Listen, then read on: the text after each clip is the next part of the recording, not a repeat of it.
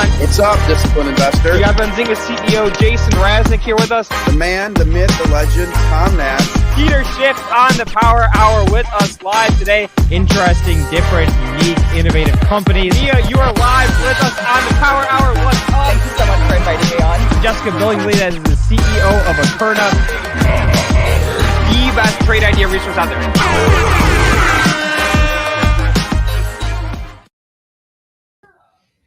There it is. Regional banks, 52-week high. Let's go, everybody who got into the bank stocks with me. We talked about those community banks like 19 times on this show. What's up, everybody? Happy Friday. We made it. Welcome to the Power Hour. Not sweating yet. We'll be in 20 minutes. Hope everybody is having a good day, a rip-roaring day. The market's not really rip-roaring, but that's all right. If you guys remember last Friday, this group of zingers, all of us out there in Zinger Nation together, turned the market green single-handedly. Some people say it was a coincidence. I say that it's causation. We entered the day. We were all getting smoked. I was getting smoked. And we just said, you know what? We're just going to smile. We're going to be positive. When the show ended, the market was... Luke, I can't believe you went live. I said that I thought you weren't going to go live until there was 50 likes. I got from 10 to 40, but we're only at 40. So I thought you were going to protest and not go live. But okay, you did. I got to know...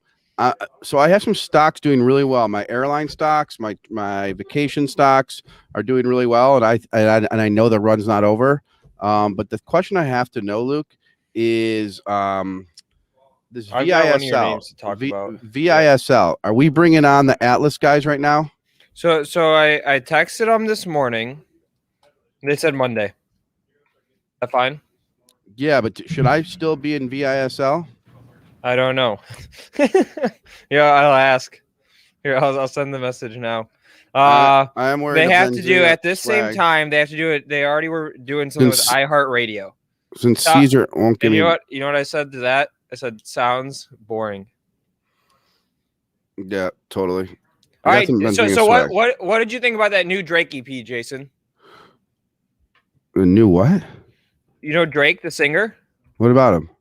He put out that new EP, and the third song is titled Lemon Pepper for Wingstop with Rick Ross on it, who owns about 20 Wingstop locations. Could be a catalyst for the stock. You got Drake, he's shouting out Wingstop. In the song, he says, I just want those lemon pepper wings. Well, let's see what my stock's doing today. So, Wingstop, what are we doing? We're up a quarter. Oh, whoa. My options are up 10.75%, but my stock is nothing. You know what I do? I have to give credit to the chat, to this room. It is freaking awesome how much money they've made me this week, and I'll show it. I bought options in letter X on Monday, I think. I bought the May 25 calls. What? When you bought them, did you do this right after? Absolutely. I screenshotted the guy that gave me the pick. I can go look at my screenshots. It does take me a few minutes to get through it. But I bought 10 calls. They're already up 120%. Woo! You know? I don't have a soundboard yet. It's set up for user calls, so we don't have sound. Oh, there we go. Okay.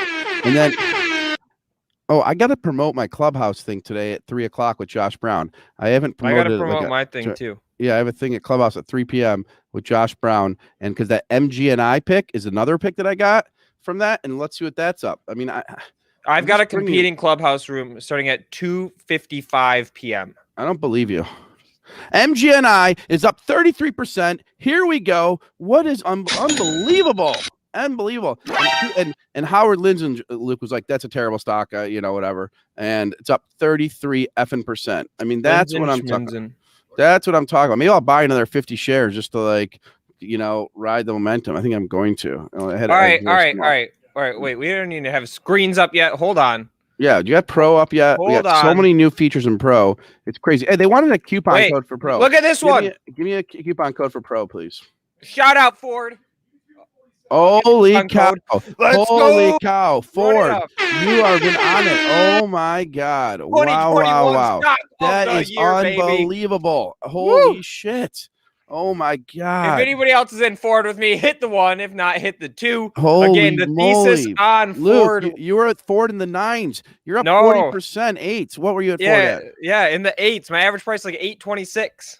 Oh my on a God, stock Luke. like that. Luke, we gotta celebrate Luke like no other, guys. I mean, look at that. His Ford, he's been so on it. Look at all He these hasn't ones lost about the conviction. Ford. What's the question? I said if you're in Ford, hit the one. We got a wave of ones. How about if you're in Ford, subscribe to our channel? There you go. Yeah. Okay. I have one question. Do you guys want us to keep the stream all day? All day, press 1. If not all day, press 2. Okay. All right, Luke. And Spencer, Jason's asking for the coupon code. I know you know it. YouTube 47. So coupon code YouTube 47 gets you what, Spencer? 47% off of Benzinga Pro. Oh, there it is. It just doesn't say where to enter the coupon code. So I'll work on that. I don't know what you're talking about, but look at all the ones, Luke. They want us all day. All right. Monday, you may get it. We may go all day. Internet Enforcers are going to be all mad. But Internet Enforcers, I haven't pissed you off in a while. It's time I do it again. We may go all day, baby. There we go. All right. So on the docket today, guys, and again, I guess I'll say this to start. This is the Trade Idea Show. That's what we're going for. Ideas not just from myself, not just from Jason, not just from our guests, but most importantly from all of you out there in Zinger Nation, out there in the chat. Stocks to talk about today. On my radar, we'll do a little bit more Ford. Visa, we did covered calls on Visa yesterday, so let's circle back to those and see how those went. I've got my ETF portfolio. I've been promising all week how I actually, we talk about like sort of the fun stocks, right? But 70% of my money is in ETFs, and I'll go through the basket of those that I own, how much they're weighted, that sort of thing. And then we got 2 public company CEOs today, not just one, but 2. And then Jason, you have anything else that you want to hit on? I'm opening up another crypto account. Okay. Gonna get more aggressive on a few different things. I'm liking my BTN where it's sitting at an FGF. I like Spirit again. It's up $2 more today. I picked the boss with Delta. I'm in Wynn Casinos, OSW. I mean, so doing a lot of travel stuff. When I give stock picks, I look at probabilities, guys. I used to play blackjack, and at one time I was the player, and then I became the dealer, and I liked it a lot better. People had to take action before you knew if they were going to bust or not, the dealer. So it was beautiful. I do the same thing in the stock market. I take probabilities. When I was buying Upwork or buying Tesla, I took probabilities. My travel probability, my plays on travel, I mean, they're going to go up 60%. They're going to go up so much. You name me a travel stock, if I don't own it yet, I'll buy it. You name me a travel stock, if I don't own it yet, I'll buy it. That's how I feel. All right, look what I just put on the screen. Okay, Toddy Pernotti. I probably have a screenshot. If you gave me U.S. Steel, you are the man. I'm up 120% on that U.S. Steel pick. So you should be a Benzinga writer because that's awesome. All right, I don't own JetBlue. Sabre I own. SABR I own. I don't own JetBlue. You said Delta is one that you have? Yeah, I bought that as well. But let me see my Sabre. I used to be a big owner of Sabre at $4. I sold it at 10 or some bullshit. $16. Why the heck did I ever get out of it? Every time I get it, it doesn't move.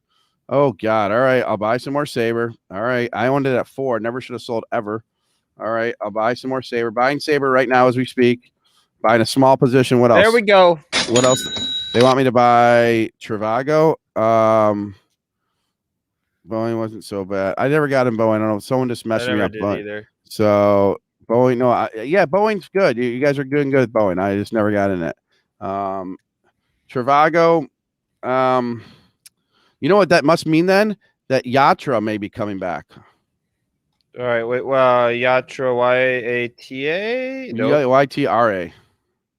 There it is. All right, there it is on the screen. Here's a year-to-date chart. Let's throw it to a No, I know it's down, but they presented at our conference, and this is where Zoltan should be reaching out for a comment from them right now. That's my whole point on this.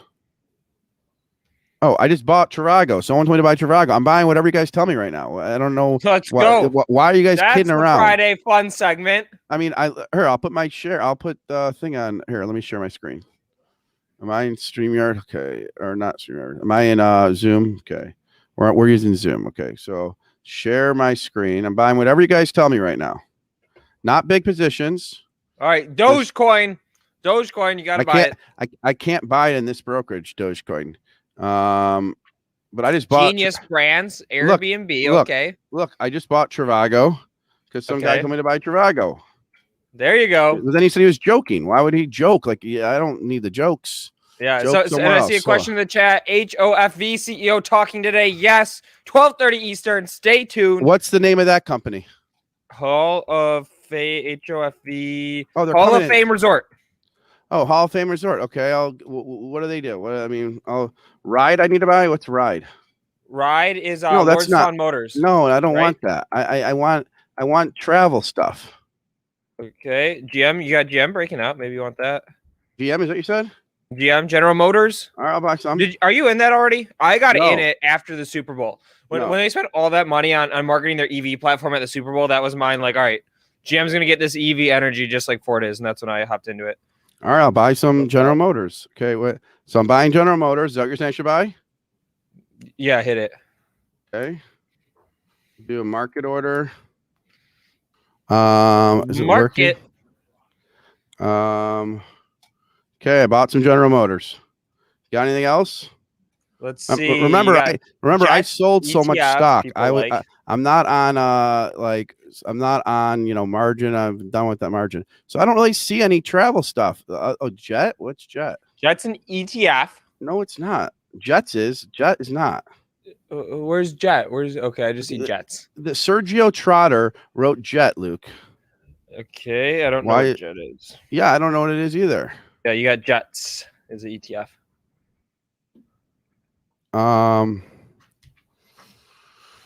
Save. You got a lot of saves in there. Internet Enforcer. It's done, man. We're doing Monday all day, baby. Okay, so you want me to buy Jets? I don't really love buying these ETFs, but okay, I'll buy it. All right. Wow, eBang. Shout out eBang up 40% today. It's up every day. What the freak do they do? It's a Bitcoin miner, I thought. Okay, so then why aren't we trading Mara then right now? Let's see. Yeah, so somebody clarify what exactly they are. I believe they're a miner. If I know that we got some eBang fans out there in the chat, throw them out there. All right, I'm buying Mara. Yeah, Mara's up 3%. But right. eBang must have news to be up that much more than everything else. Let's see. Hold on. Yeah. All right. So far, no one's really given me a stock. Yeah, they had news this morning, just as an FYI. Okay, DB Dropbox. Why are they telling me Dropbox? Yeah, Voyager's actually not up for once. Wow. Okay, sort of a bummer. That's a bummer. It's only down 7 cents, but still a bummer. I want me to buy TripAdvisor, I guess. Is that what Trip is? TRIP? Yeah, TripAdvisor. Up 7%. Another question in the chat. When is Tran coming on? 1 o'clock Eastern. So HOFV CEO, 12:30 Eastern, 1 o'clock Eastern, VMNT. 2 CEO interviews in one day. All right, buying. I just bought like a shit ton of stock. It's like blackjack, poker. When you're like playing the calls and playing the. I didn't even buy options on any of these things. Mesa is a good airlines. All right, Mesa.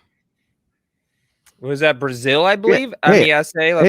By the way, I may sell some of this stuff today. Mesa Air Group. Let's see. Do I like this? Okay. Nope. Okay. So it's US. Okay. US. I don't like the insider stuff. No insider buying 52-week. I don't know. Who takes Mesa? Is that a Southwest airline? It is AAL, American United. AAL, UAL. American United. What are you talking about? What was your question? Mesa Air Group. You said Mesa Air Group provides services to American Airlines, United Airlines. All right. They operate the planes. All right. I'm buying 1,000 shares. Call it a day. I'll do a limit this time at 1546 because some guy made fun of me that I was just doing markets, so I'll go with it. Okay. Whatever. On thick stocks, it doesn't make it matter, or doesn't make a difference. It doesn't matter, right? I mean, you're not buying the stock to make 6 cents off of it, right? You're not buying a $40 stock to sell it at 40.06. You're buying it at 40 to sell it at 48. So just better to do a limit. Maybe you might not get filled on thick stocks. I just throw out the market orders, especially at the middle of the day. I like this Azul one is interesting, but why didn't someone tell me about this like earlier? Okay, this might be the Brazilian one I'm thinking of. Let me see. AZUL. Wait, so Internet Fortune says Mesa's terrible. Now I got to go sell Mesa. Why didn't someone tell me that earlier? Well, I gotta go sell Mesa. okay, yeah. Is AZUL good? That I don't know. It's Brazilian. By 1,000 shares or 400 shares? 400. All right, I'm gonna, because Chris Delaccio says GOL is better than AZUL. When somebody's saying Palantir flipped green on the day, let's go. There it is. I mean, the triple Qs are probably coming back a little bit.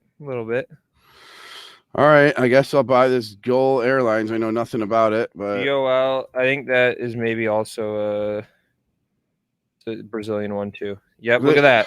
All right, if you ever need to know about Brazilian airline stocks, it seems that I know them all. I don't know why. My years spent on the Benzinga news desk, I guess. I got to buy more shares. Okay. All right, got 1,400 You really shares. like travel right now. I like it. Clearly. Yep. Alaska Air. That's a good one. Let me get some of that stuff. ALK. We have to remember I have okay, ALK. You're about to be back on margin again. I'm about to go We're just options. on a spree today. I'm about to buy options on this one, okay? You're going so out. Calls how far only. At least June, I think. 75 strike. Give it to me. Good. Give it to me July 75. So let's see what we got. Good. Who's gonna front run me on this bullshit though?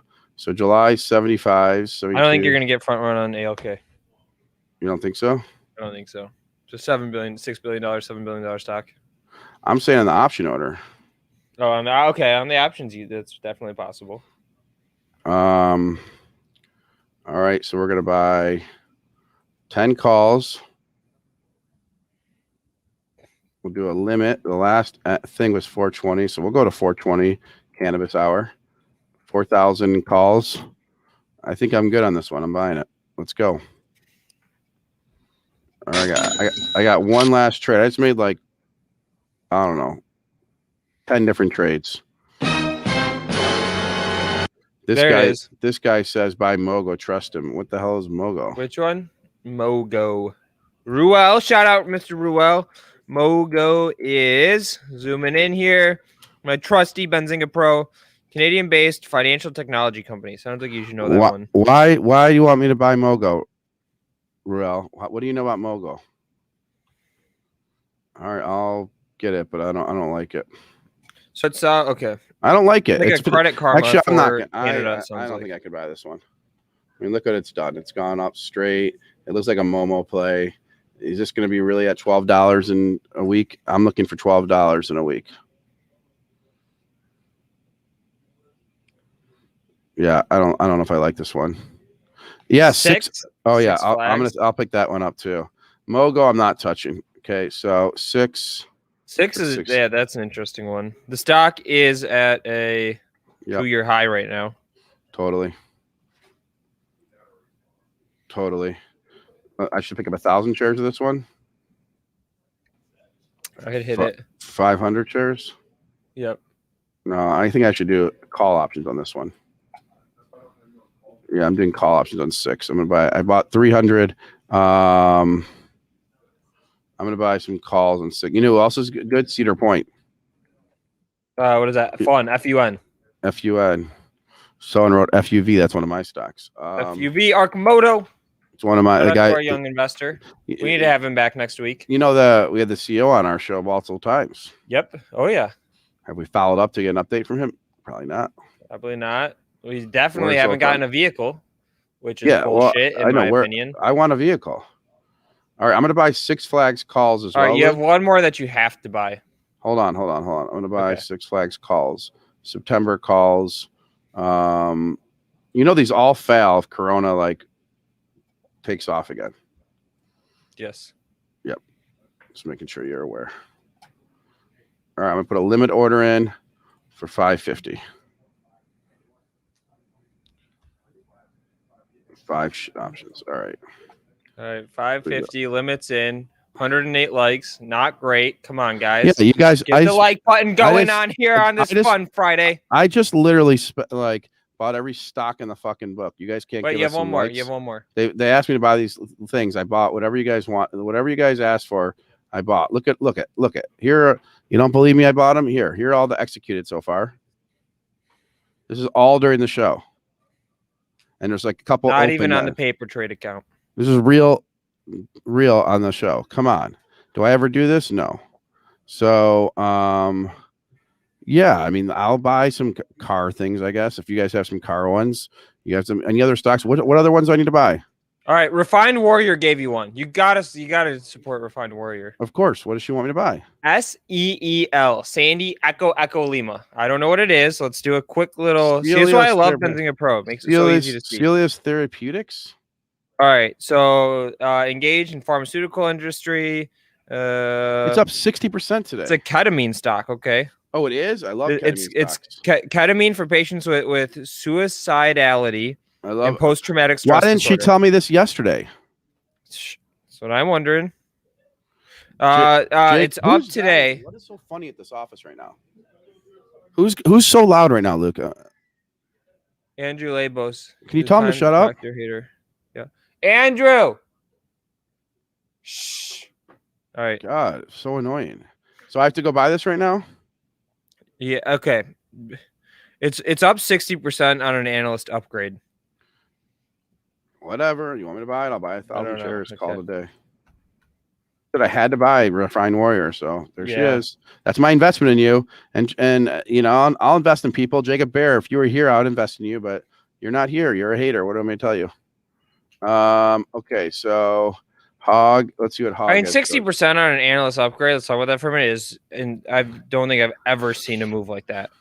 So it's crazy. The stock was at $3, and then BTIG put on a $14 per share price target. So they basically came out and called it a 4-bagger. Wild. It's crazy.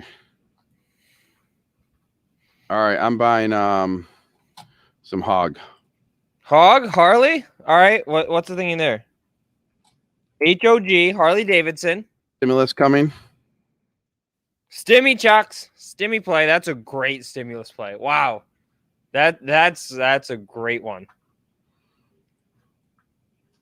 You know which one I wish we could still trade with the stimulus checks? Collector's Universe would be amazing. Yep, totally would be amazing. That would be so hot right now. Yep. I'm gonna buy call options for Harley right now. I don't want to lock up any more cash, so I'm gonna purchase. We're trading at $38. I'm going to purchase April or May. So let's see if I can find a good May. 43, 42. Nothing's trading here, though. Have you seen their electric motorcycles? Yeah, they've had some issues, though. Like that's one caught on fire this week. Yeah, that's been like I said, Luke, that's been it's a sweet problem for the stock. Look at that. I mean, I don't like buying October calls, Luke, because I'm like bored with them. Like I don't want to keep them that long. Yep. Do you know what I mean? But logically, I should buy. But you can trade in and out of them, though. Of course you can. I'm just saying. Okay, fine. I'll just buy the October calls. I see the price that I want, so I just don't like buying them. Is all I'm saying. You know. Yep. I'm buying these ones right now. Okay. Did you guys send emails to E-Trade and Charles Schwab that you want our news on there, and send emails to powerhour@benzinga.com with screenshots saying Benzinga news is better? Did you guys do that yesterday? Because I don't know if I got that many emails. We'll send out swag if you. I was disappointed. More disappointing than the like count, which is also disappointing. After you just spent, I don't know, a quick QM. QM. Quarter milli. Yeah, I spent a lot of money with you guys just now. I put a call option order, and I don't know if I'll get executed. I did buy Seal. Am I up in my position right now? I don't even know. All right, one more stock. I'll spend a little more, but you guys send an email to E-Trade and Schwab. I don't even care if you use it. Say we need Benzinga news. It's better. It's great. It's all that stuff. Send us a screenshot. We'll send you swag.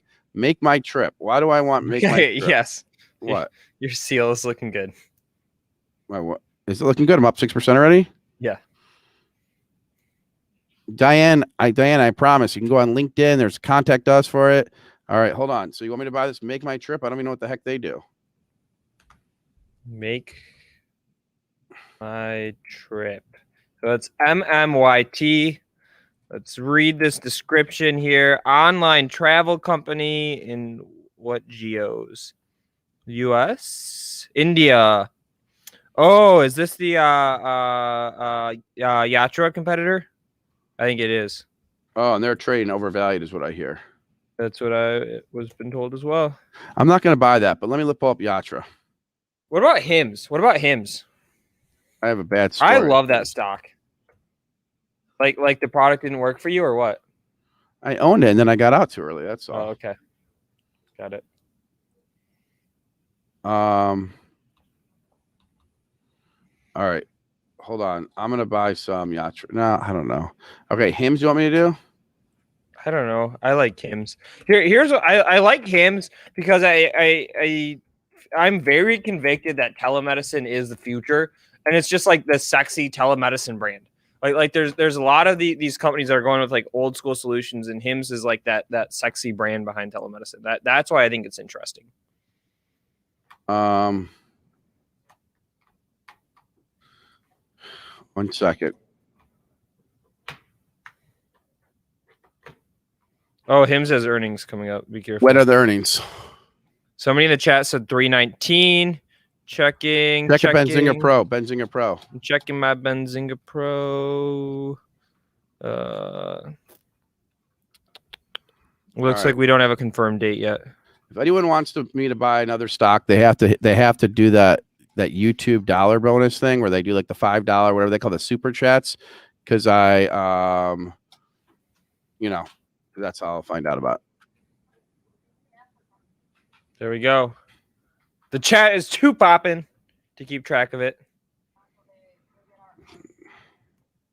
All right, so how do you feel? We know we have at least one winner right now. On what? Oh, yeah.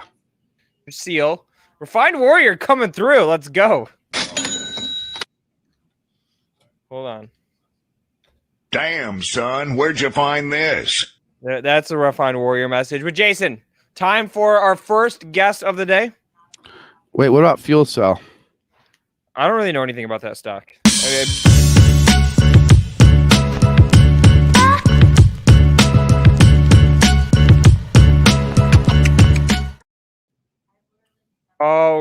All right, guys.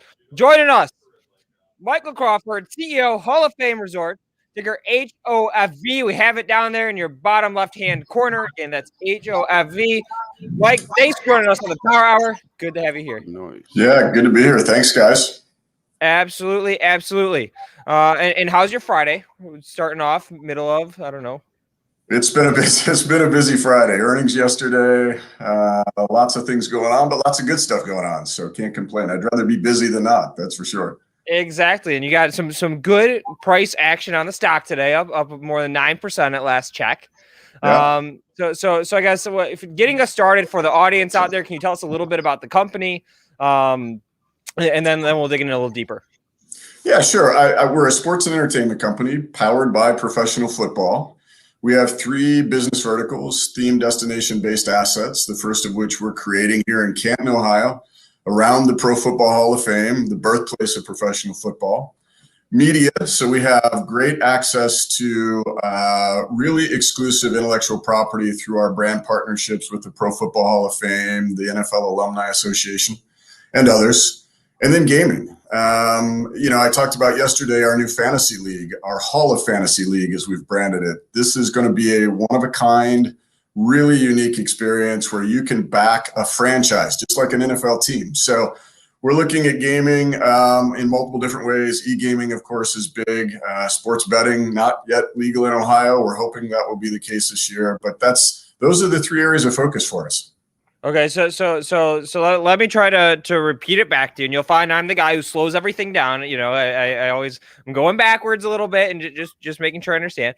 But basically that you've got the Hall of Fame, and you guys are building assets around that. Like entertainment assets around that. Right. Absolutely. Yeah.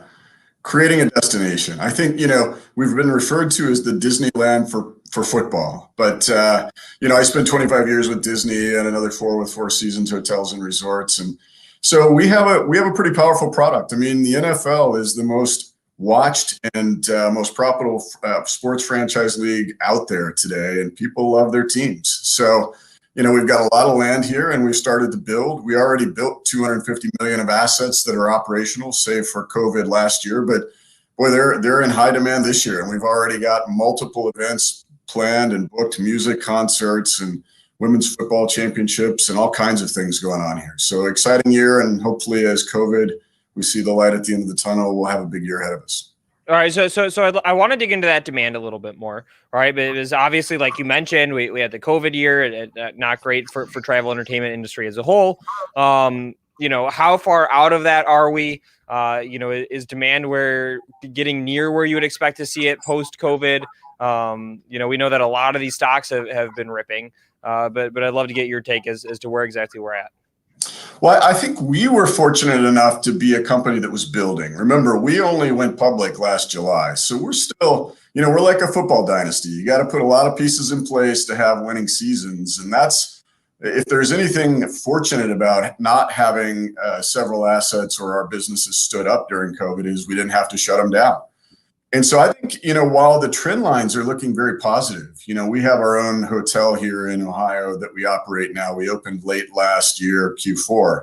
The trend line for that in terms of occupancy and rate is headed in the right direction now. I mean, airlines, bookings are going up.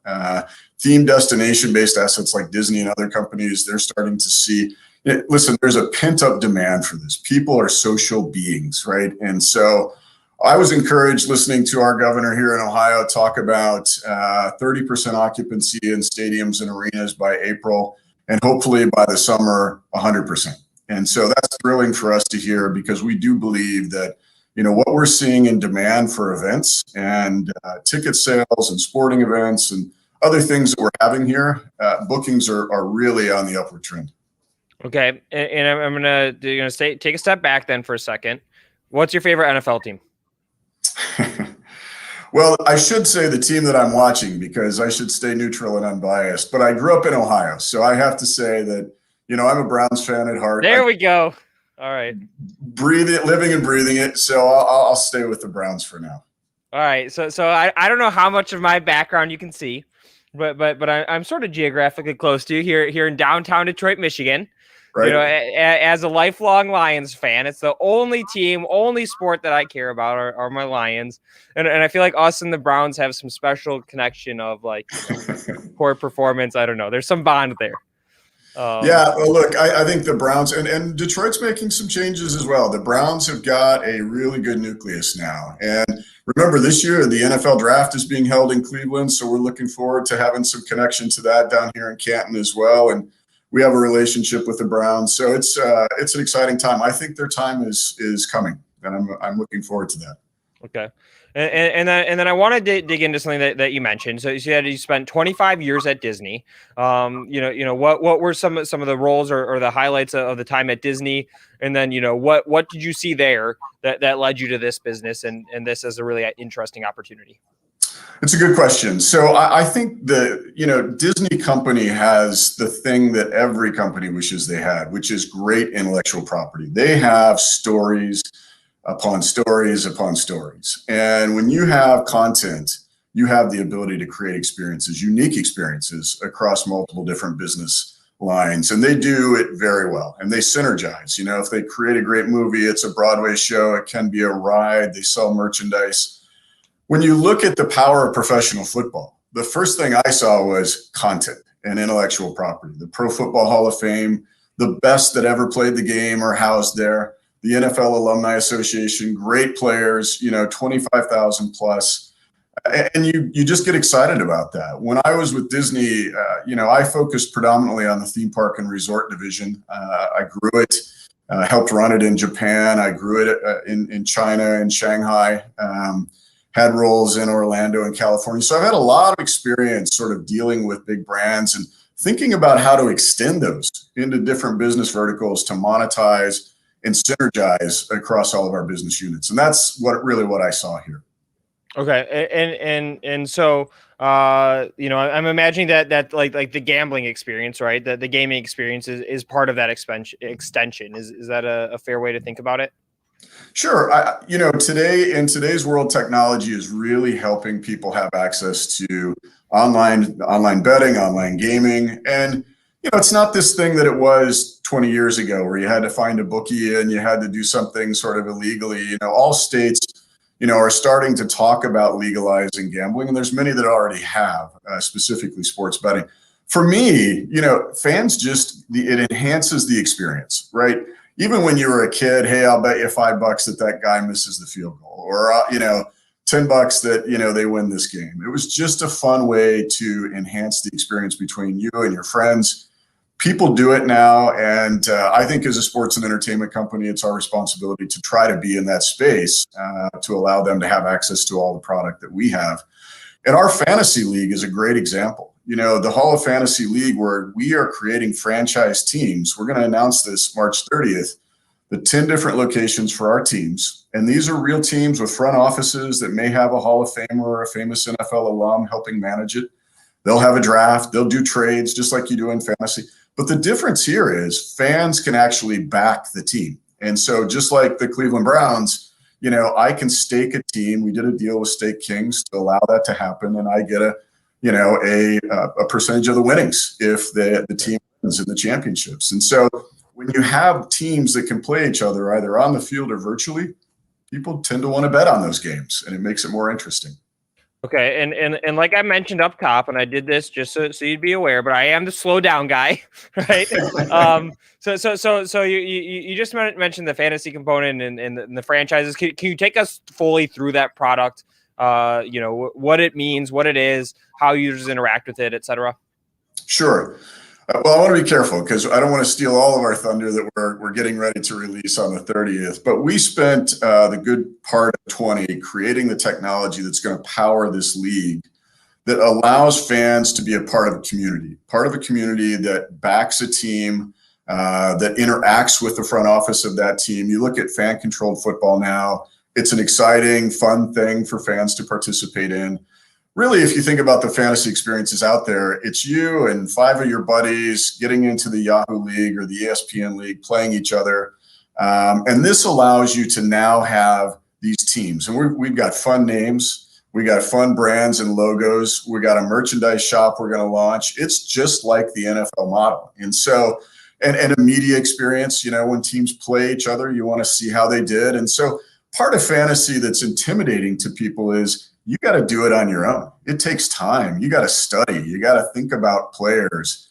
This takes a lot of that out of the equation. And it allows it to just be fun, just like the NFL is, and cheer for teams and hear how they performed, and somebody else does the work for you. We have a mobile app and a website that we'll launch that will allow fans to interact, get the latest updates on their teams and other teams, hear from those franchise offices so that they get what they're thinking. And maybe they even use some of that knowledge to do their own league with their buddies if that's what they want to do. We don't think this is a thing that competes with Yahoo or ESPN. We think this is a white space that really does allow the novice, even if you will, to come in and play fantasy football and have fun.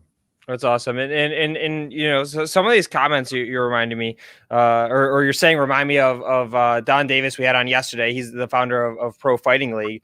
And basically one of his big points was, we asked about how did you decide to get into this market? And he's like, it's a massive market and there just isn't enough opportunity for people to participate with UFC only having 40 events a year. And what you're describing with this sort of fantasy experience seems similar to that. It's a multi-billion-dollar industry that people love to play. And, I've always been of the mindset that be where the fans are, where the guests are, and do things slightly differently, bring a unique product and they'll come and they'll participate. And so I think I'm excited about it. I do think we have found a really niche opportunity in the fantasy space to launch. And so we'll launch it the 30th. You'll be able to back your team and see, where these cities or locations are, and buy a hat or a T-shirt. And then throughout the year until the NFL season starts, we'll do a lot of activations and get people excited. We did a partnership with HQ Trivia. I don't know if you're familiar with the trivia. Oh yeah. Yes. Hundreds of thousands of people watch that live broadcast every night. Last year, during the football season, we took over Thursday nights and we rebranded it Hall of Trivia. And we had Hall of Famers on there reading questions and interacting, and it was quite fun. We have the second season we're excited about doing this year. It was all about building communities and getting access to people who love to play games. These are gamers. Yep. And that product, I think, will help me because, like we mentioned, I'm in Detroit, a big Lions fan, so I always have a bias to pick too many Lions. I don't win. So I'm excited for the new collective product. Interesting question out of the chat. Any plans for NFTs? Sorry, I missed the question. Yeah. It was any plan for NFTs, like these digital trading cards or assets that people can buy and sell and go back and forth on. Yeah, so our team has had discussions about memorabilia. The online ability to own pieces of memorabilia. We haven't gotten quite into the trading cards just yet, but it is a business that is growing and something certainly we'll probably take a look at some point in time. Awesome. All right. And then one last question for me. If you had to name one thing that you're most excited about, what would that be?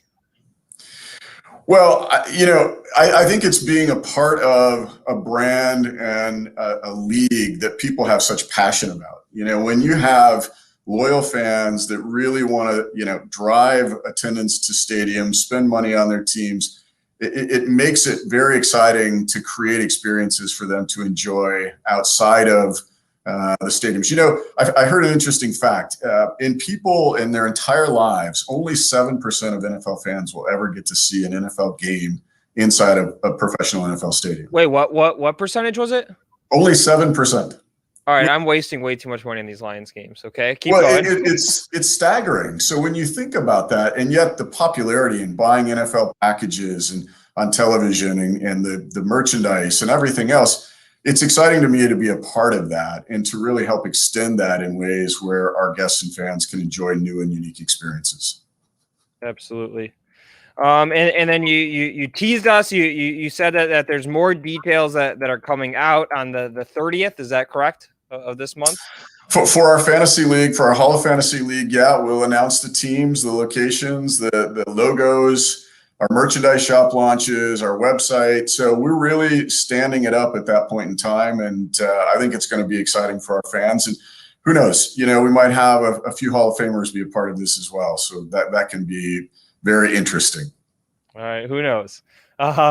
So I guess, Mike, any final words of wisdom to leave us with? Anything else that we didn't touch on yet that we should definitely get out there?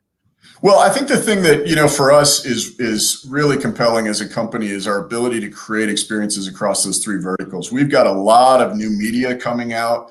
We signed a deal with Elite Holdings, the 10 guys to ever win a Heisman Trophy and be inducted into the Pro Football Hall of Fame. More people walking on the moon than that. We plan on producing a docuseries or a film around that, The Perfect 10. We've done a deal with the NFL Alumni Association. We run a developmental academy here every year. Last year was the first year. We sent 14 players into the NFL signing contracts. This is kind of like a brand new thing here in Canton, Ohio that is just starting to be known. And we have signed a deal with Sports Illustrated and 101 Studios to produce an original docuseries. Okay, so yeah, okay, we got I think 4 people asked questions about that in the chat, so that might be a good place to dig into a little bit. Yeah, so we were approached last year. I should say I had a conversation with Beasley Reese and Bart Oates, the 2 leaders of the NFL Alumni Association, and they had this idea, and Dean Dalton, who is the conceiver of the idea, the NFL has club teams that are sort of practice squads, but they don't have like the NBA or MLB does in terms of G leagues or the minor leagues. And yet 30% of the league goes on injured reserve every single year. So we did this partnership and funded a developmental league. We ran it last year here in Canton from September through December. Only 3 player positions because of COVID. So offensive, defensive linemen and running backs. And, we had a portal, the GMs and managers would go in, we would show them the progress. These kids were being trained. These were top undrafted free agents, by the way. These were from Clemson and Oklahoma. These were big time kids in college. just missing a little something. So they were being trained by former NFL head coaches, player position coaches, Hall of Famers, and they were here. And as they were getting trained, and our team would give the scouting reports on a weekly basis to the NFL, the 32 NFL franchises, they'd get called up for tryouts. And so It's really cool. Of those 30 players that were here, a small year because of COVID, we sent we sent 14 of them up, of them signing contracts. This year, our goal is to have all player positions. And does it work where you sort of are acting as like an agent at that point when they get called up, or how does that business? Well, we walk a very fine line because they do have agents. Okay. Acting more as a human resources department, if you will, for the NFL. That's kind of how I would position us. Giving exposure and training and development for these kids to realize their NFL dreams. And, we monetize that through when they go, a percentage of their contract, small percentage comes back to us. We monetize it through sponsorship. But it was so attractive that Sports Illustrated and 101 Studios said, hey, this is a fantastic opportunity for a docuseries like Hard Knocks or Last Chance U. And they were here last year filming, cool. And our goal is to have that on air this year. And our second season is going to be even bigger and better. That's really cool. All right. Yeah. Thank you for digging into that. We got several questions. I appreciate you taking the time there. And the other thing that I'll add too is that I'm 6 foot tall. I'm 180 pounds. I'm not very fast. I'm not really strong either. But if you have any NFL teams looking for somebody like that, let me know. I'd love to come train. Well, if you can coach, we had a minority coaching program where we were developing coaches here. This year we're bringing female coaches. If you're a good kicker, I don't know, maybe, something like that. But I haven't tried it, but there's a first. You got to start somewhere. Happy to help. Okay, awesome. All right, Mike, I appreciate you hopping on with us. We'll let you go, guys. Again, the ticker, HOFV, Hotel Oscar Foxtrot Victor. Really interesting company. Definitely keep us posted. When that news comes out on the 30th, we'll make sure that we cover it here at the Benzinga desk and get it out to all the brokerages. But yeah, really neat firm. Thanks for coming on and hanging out today. Thanks for having me, guys. Good to see you. All right, take care. All right, guys. How about that one? That was pretty neat. And he did say, if you can coach, we do have Mr. Raznick did just win his first flag football championship. The first year he coached won a flag football championship against one of these publicly traded stock CEOs, one of the stocks we talked about on this show before. So Jason, maybe there's an opportunity there for you. If you can't figure out the mute button, maybe not. But other than that, I think you're in a good path. First year, I beat a team that hasn't lost in 10 seasons, and I could probably coach. I'm a good general manager. I'm really good at finding the talent. That's what I'm really good at. So I'll be the dude who brings the orange slices. You bring them for snack time. That'll be my role. Dude, I love internet enforcers. Love him. Hold on. Look at Airport internet enforcers. Look at his last comment. I'm just going to read it to you. Okay. Aaron Bree, for the love of God, put the date, time on the top of the website and hook those silly retargeting banners for an advertiser and place with BZ content, more value. Or on the Benzinga thing, put the tickers below the stuff. There's a lot of stuff going on in the chat that you aren't seeing, which is good. There a lot of feedback, a lot of good stuff. They like us. Tease me. Give me one. I'll go back and read it this weekend. Oh my God. If you think it's worthwhile. Andre Vigiario just got me to laugh. Internet enforcers is the Karen of the Benzinga chat. Okay. All right. Hold on. And then I did save this. Aaron Bree, internet enforcers. We need polls initiated on YouTube shows and posted on the website with giveaways done daily, weekly. Post 10-second and 1 minute and 30 video clips from shows in a console on the Benzinga website to drive to YouTube. He's right. Well, Mr. Internet Enforcers, we're not all the way there, but check this out on some of we're testing a handful of things with new article pages on Benzinga.com, and on some of our pages we now have Benzinga TV, the latest video. Always rotating just whatever's most recent. So is it really sweet yet? Maybe put the link in because he'll tell you why he doesn't like it. But it's okay. It's okay. Then someone wrote a really nice thing. Ready, Luke? You ready, Luke? Ready? His name is Andre Vigiario. Vigiario, I don't know how to pronounce it. He wrote, I remember when this program had no name and it was basically Jason and Luke doing a Zoom meeting. It's gone a very, very long way. The very was expressive. Don't push yourselves too hard. It's growing very well. Okay, so that is what he had to say. I thought you'd like that one. It is cool. And all right. It's Friday. We have fun on Fridays, okay? Wait, Luke, Luke, I ended up buying 19 stocks for a total of $230,000. I did that on this show. Thought I could get maybe some more likes, some more subscribers. I don't know. That was a first. $230,000. Any stock you guys said I bought for you guys.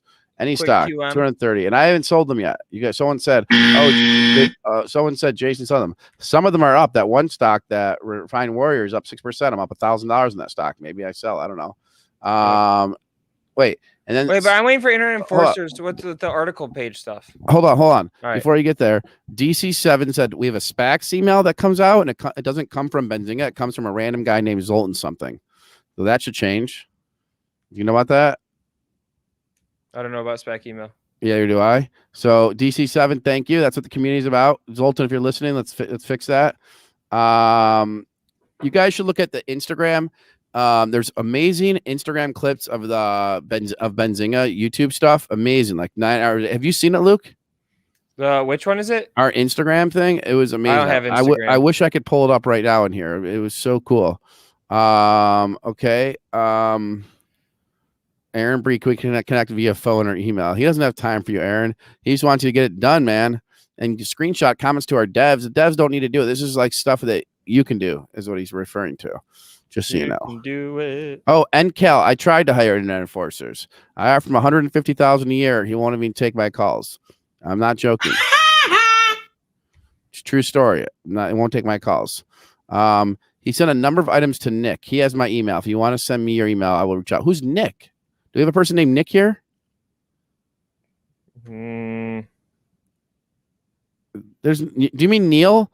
I think he's saying Neil. Yeah, you sent it to Neil. Did Neil take action on it? That's why I asked. Send it to powerhour@benzinga.com. They go, I don't know if it already exists, but a public schedule before this stream starts will be beneficial to, yes, public schedule. Monday we'll have that. Jason, sell covered calls on your extended high delta stocks. Steve Hochman, log into my E-Trade account and do that for me. I don't know how to do all that, and I don't want to watch our video from yesterday. I know, but I don't want him to go do it. Like, I would rather him do it. Sounds like you need a financial advisor then. Yeah, Steve Hochman. I like Steve Hochman. He sounds like he's like probably a good golfer in real life. And the company every yours would be okay. Yeah, I guess it could be Jason Raznick on the SPAC email, but it doesn't need to be. Okay, no choice. I'll give it to you for free.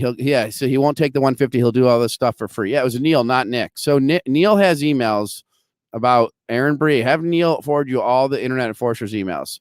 All right, let's get back to stocks. Let's see what's going on with my trades. Here we go. Let me share my screen again. Thank you guys for. Yep. And if you guys are just tuning in at 1 o'clock, CEO VMNT is going to be joining us. I'm going to be talking about how to construct an ETF portfolio, a nice diversified ETF portfolio. And then we're going to follow up. Jason just alluded to it. We're going to follow up on the Visa covered call trade that we did yesterday. The little option trade for you. Okay. Of course, half a mission. Okay. So yeah, those are all the stuff I bought. Seal. Oh my God. Look at your seal. I don't know if you need to refresh or what. SEEL. I've never leaned this far forward. Hold on. Refined Warrior. I don't know what she gets. She gets some sort of reprise. Here, she gets this. Congratulations. Refined Warrior. Long time listener, always interacting in the chat, throwing out the ideas. She said SEEL. That is the stock. And let's see what you're up on this. You're up like 25% on this. If you're looking to work at Benzinga, you don't have to be in Detroit. You can be remote, okay? Everyone But you can be in Detroit if you'd like. Yeah, it's amazing what's going on in Detroit. The Renaissance here. I'll bring on Dan Gilbert. He's the chairman of Rocket Mortgage. He's StockX, all that stuff. Yep. I know him well. Yeah. If you want to see the ticker RKT operations in real life, let us know. If you want a tour of RKT, we can make it happen. So you're telling me my seal's up a lot?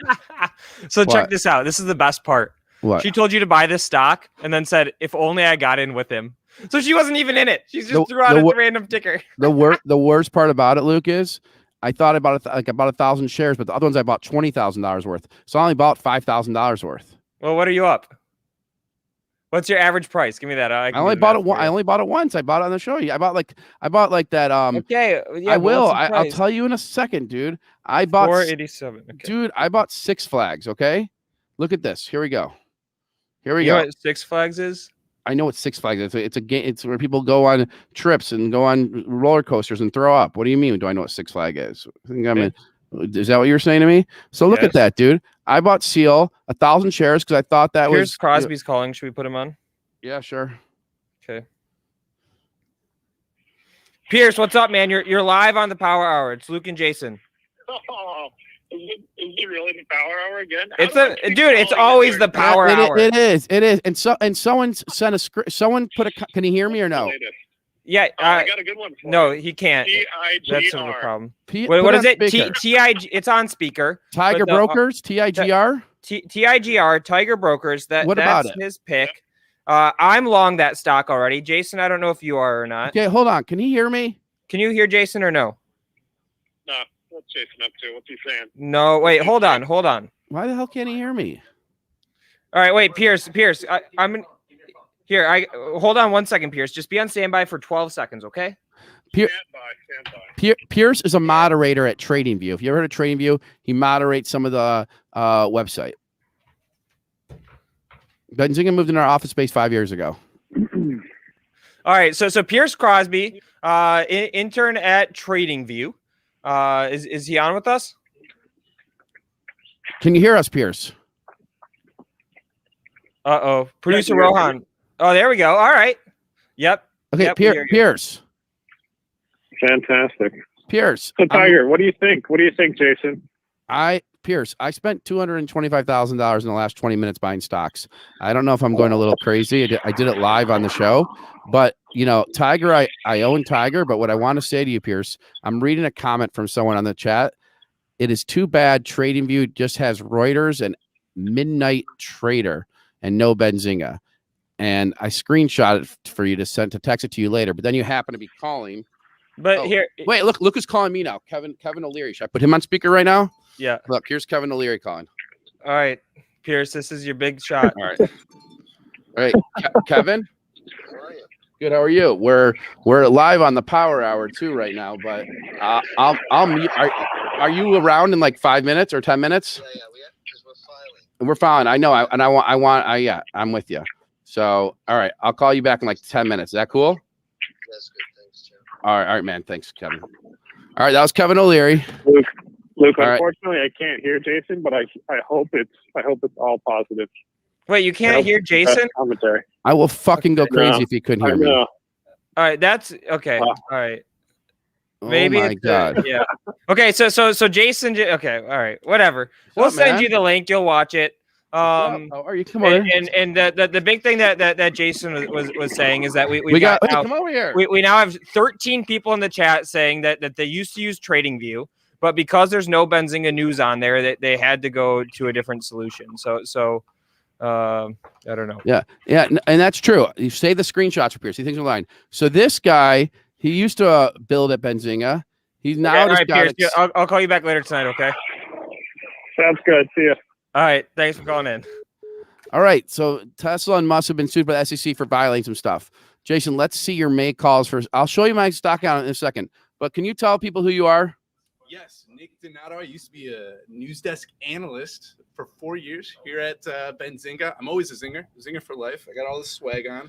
Make sure you buy some. And then you went to money management to Mainstay Capital. Yep, investment advisor on the investment committee, and now I'm off to Italy for my MBA for a year. And how'd you find this place? Oh, you got it closer to the mic. They're really sorry. Yeah. So now he's off to Italy for the year. So what's in Italy other than MIB Trieste School of Management, which Raz helped me get into because Benzinga is the best place to work in the world. You guys should apply. I wrote a letter for him. Yes, exactly. Yeah. Kevin O'Leary just called me. I put him on the show for a second, but then But yeah, he got in. He didn't get in because Raz wrote a letter. He got in because of his own smarts and his own diligence, and a guy that's always trying to improve and be better. And they saw Benzinga on the resume. And they saw Benzinga on the resume. Luke just said they did. And can I give one recommendation really quick? Both a cyclical play and a tech play. Uber, Lyft. Look at them today. I think they're both up 2% right now.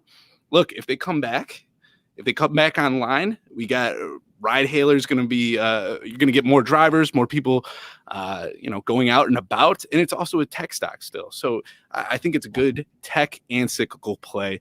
That's Nick Donato's recommendation. I got to let you go, Raz. I like it. I'm a Lyft owner. I invested in it before it was public. So I like Lyft, but I don't own Uber. But does Benzinga do internships? Yes, Benzinga does everything. Don't ask these questions that are ridiculous. We do I just want to get mad. People that can impact the outcome, we love you. That's it. Okay? You don't need to be a suit to be here. If you're a suit, don't come. All right? That's it. Kevin O'Leary calls. I answer the phone. I'm growing to hate Jason less and less each day. I don't know why. But that Nick worked here. I love Nick. He was Me amazing. too, Internet Enforcers. Yeah. Luke, I got that. You're going to hate Jason less and less each day. Thanks, Luke. I got a little thing we're doing for Luke right now, by the way. It's a dance off. But all right, Jason.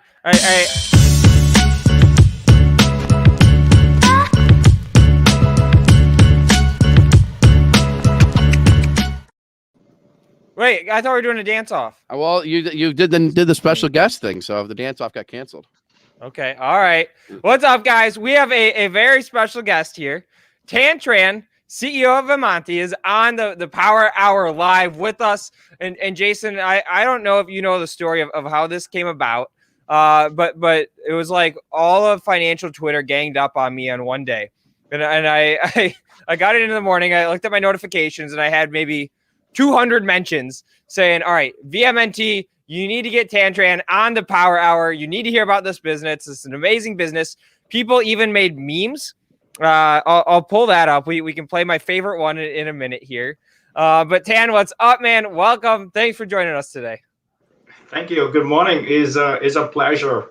And I was just listening to you guys. It was so refreshing the way you conduct your business. It's just congratulations and thanks for having me. Tan, we're for the people, by the people, and the day of like when GameStop was halted for trading, we were the place that everyone turned to because we had the CEOs of every brokerage on, and we had the people right involved with it. It's a new way of interacting, giving people what they want when they want it, and letting the community ask questions. And that's how we've done it.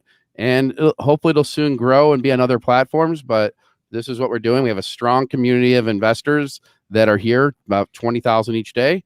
Hopefully they'll be, on our site, we have 1 million each day because we get about 15 million people. So I don't know. Anyways, it's about Tan, not about us. Why million, Jason? Shoot for 1 billion. Yeah, exactly. 15 million is not enough. You're right. Think bigger. Yes. The whole planet. $1 million. Yeah, good job, Luke. Okay. All right, Luke, I'll let you take it away. I know you're excited for you know a lot about this company. So you want to take it away, Luke? Yeah, let's take it away. And actually, Jason, hang out for another minute. Let's start it off with this one. This is what somebody sent me this morning. What was? Oh, I got added your screen. You had mine on. Hold on. There we go. Lucky I wasn't on the other site. Yeah, no kidding. Look, so we have some fandom around this one, right? You got the Benzinga logos in there too. Who made this? Shout out to UNJA on Twitter. Love this. Hire this person. Nice memes. Do you see that, Tan? Yes, and I just want to take a moment to. One of the reasons we're here, guys, is because of our strong base of shareholders. And they've been very, very patient, very supportive. And I just want to take a moment to thank all of them. And I just want to let them know that we're just getting started. Just stay with us. And you're going to be, I promise that I want to take you to places you've never been to before. Well, I got to know. I got to know more now because I technically don't own the shares. And I've been buying up a lot of stocks the past few weeks. So when the market went down, I bought up a lot of stuff. And so I got to hear this one then, because the meme is what got me interested in what Tan just said. All right, we'll have to do a full run this weekend, Jason. There's a lot that I got sent when we announced that Tan was coming on. But Tan, I guess getting us started, tell us a little bit about the business, what you guys do, how you were able to attract this fan base, etc. I'm going to give you two versions, okay? And you tell me which one you like better.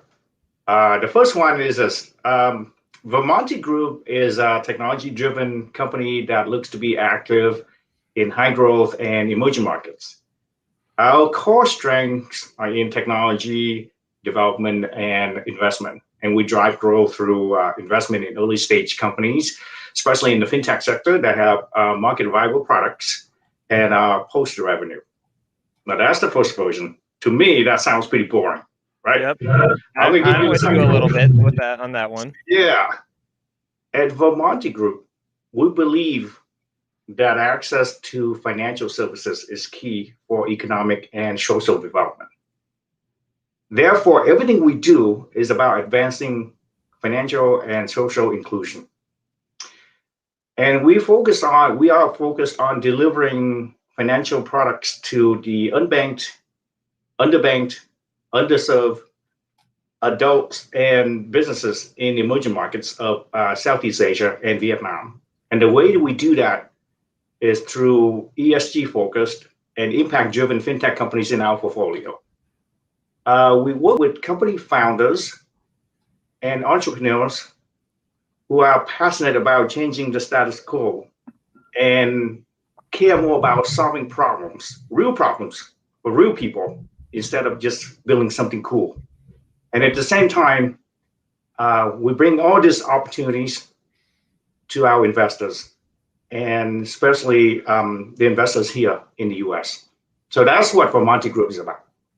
Okay, so one thing you said I absolutely love, right? It's about building real products for real people that actually solve a problem, right? Versus just building stuff that's cool. And teasing everybody out there in the chat, I've got a new page on Benzinga.com. We're trying to make this the best dividend page on the internet. We'll get to that in a little bit later in the show.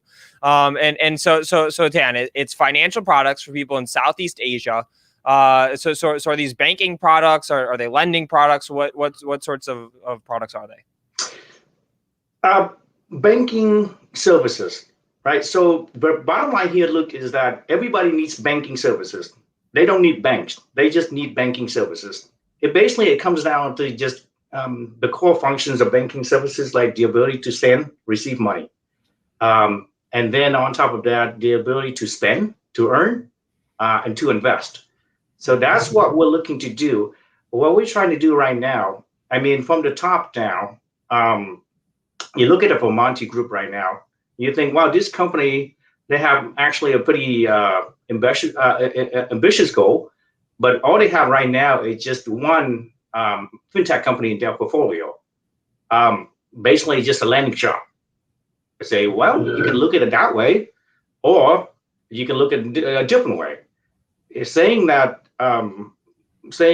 we have just one lending shop in our portfolio, just like saying that Amazon just have one bookseller in the 90s on their ecosystem, right? What we're trying to do from a macro level is that we're trying to create a digital ecosystem throughout Southeast Asia, especially Vietnam first. It's because the entire region, if you've been following the news and different articles that talk about the region, Southeast Asia combined with 10 nations combined is actually the 7th largest economy in the world right now. And in 20 years, it will be the 4th largest one, just behind the US, China, and Japan. But at the ground level, there are so many growing pains, economic pain points. 70% of the adults and the small businesses don't have access to credit, don't have access to financial services. And that's what VMNT is about. We're about solving problems for real people and real businesses. And earlier I was talking about how we are out to create a digital ecosystem. And how do we do that, Luke? How do we do that? Yeah. Because how do you go from, like you mentioned, you've got one firm now. How do you make that leap? Why should people put conviction in you to make that leap, et cetera? Right. So everything starts with the first step. I mean, you're out to build a castle. Everything starts with one brick at a time, right, Luke? Mm-hmm. The way you, first of all, I mean, is human driven.